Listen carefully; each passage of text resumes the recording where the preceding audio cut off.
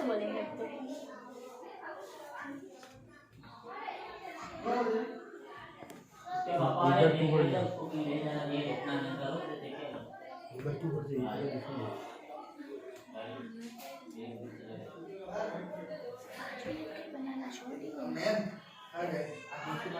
चालू नहीं हो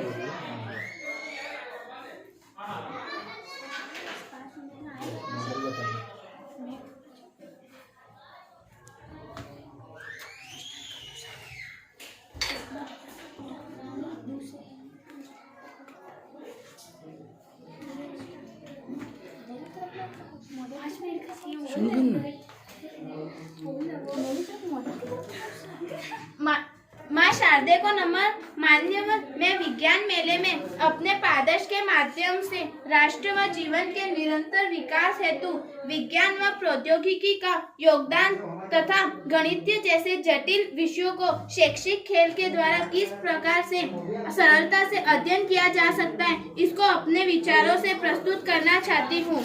सर, जैसे कि मेरे ये पहला मॉडल का पहला भाग है कि पाइथागोरस प्रमेय।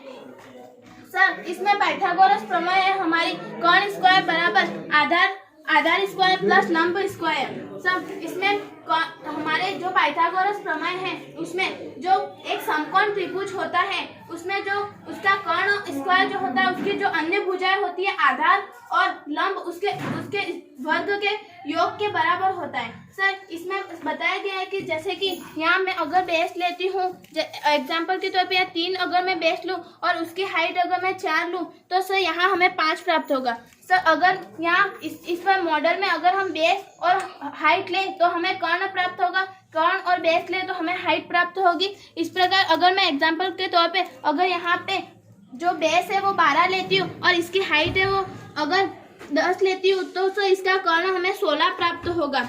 सर, ये जो फॉर्मूला है वो मैंने लिखा और ये सिद्ध किया है सर कि किस प्रकार मैंने निकाला है। सर, इसी प्रकार मैं अपने दूसरे भाग की तरफ मैं आपको ध्यान आकर्षित कराना चाहती हूँ कि यह जो है कि एक क्विज बोर्ड है उसमें विज्ञान और गणित के प्रश्नोत्तर का मॉडल है। सर, इसमें यह एक खेल है कि अगर इसमें हम सही उत्तर देंगे तो यह लाइट जलेगी। सर, इससे हम गणित जैसे विषय को सरलता से अध्ययन कर सकते हैं। जैसे कि यहाँ प्रथम है ओम का नियम। सर, ओम का नियम है V बराबर R है। अगर हम उस पर टच करवाए ये जो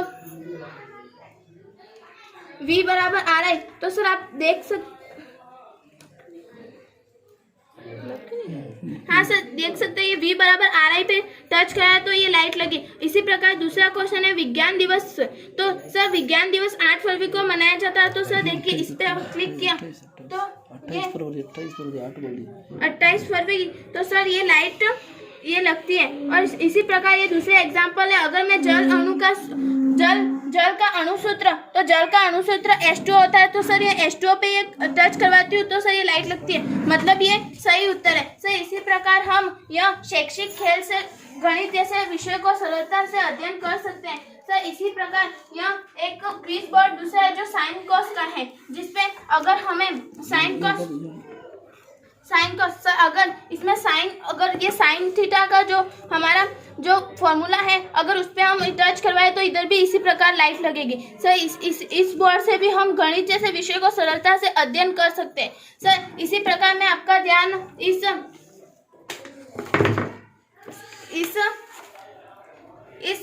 एक शैक्षिक खेल पर दिलवाना चाहती हूँ। सर, इसमें यह है कि जैसे कि यहाँ 2 अरेखीय बिंदु है तो उसमें हमें कितने रेखाखंड प्राप्त होंगे, या 3 बिंदु है तो 3 से हमें कितने रेखाखंड प्राप्त होंगे। सर, उसके लिए जैसे कि हम यहाँ 4 है तो 6 हो गए, लेकिन यहाँ जैसे 5 6 पे आता है तो इसको हमें गणना करना कठिन हो जाता है। तो सर उसी के लिए जैसे कि अगर यहाँ 3 बिंदु हैं तो 3 से हमें कितने रेखाखंड प्राप्त होंगे। तो सर 3 में से 1 गया तो 2 बचे और 2 × 3 करते हैं तो 6 और 6 का आधा 3 होता है। तो सर इसमें 3 रेखाखंड प्राप्त हो गए। इसी प्रकार सर यहाँ पे 6 बिंदु है तो 6 में से 1 गया तो 5 × 6 करें तो 30 आता है और 30 का आधा 6 होता है तो 30 का आधा 15 होता है। तो सर इसमें 15 रेखाखंड प्राप्त हो गए। इसी प्रकार सर यहाँ बिंदु है और इसी प्रकार हम इस मेथड से ये इसमें कितने रेखाखंड प्राप्त होते हैं वो हम निकाल सकते हैं। सर उसी प्रकार में आपका ध्यान मैंने ये जो दो समतलों के बीच बनने वाले प्रतिबिंब की संख्या ज्ञात करने वाला है। सर इसमें ये दो समतल दर्पण हैं और इन दो समतल दर्पणों के मध्य अगर किसी डिग्री पे यह ले जाए और उनके बीच अगर कोई बीम रखे तो उनकी प्रतिबिंब कितनी प्राप्त होगी वो बताया गया। सर अगर इसे मैं 60 डिग्री पे ले जाती हूँ ये दो समतल को, तो सर इसमें हमें कितने प्रतिबिंब प्राप्त होंगे उसके लिए तो मैंने अभी 60 डिग्री पे रखा है, तो 360 में 60 का डिवाइड करेंगे और जो संख्या प्राप्त होगी उसमें से 1 माइनस कर देंगे, तो सर इसमें कितने प्रतिबिंब प्राप्त होंगे वो हमें पता चलेगा। जैसे कि सर अभी 60 डिग्री है और 360 में हम 60 को डिवाइड करें तो 6 आता है और 6 में से 1 माइनस करें तो 5 आता है, तो सर इसमें 5 प्रतिबिंब प्राप्त हो गए। सर उसी प्रकार मैंने ये एक क्लाइनोमीटर बनाया है। सर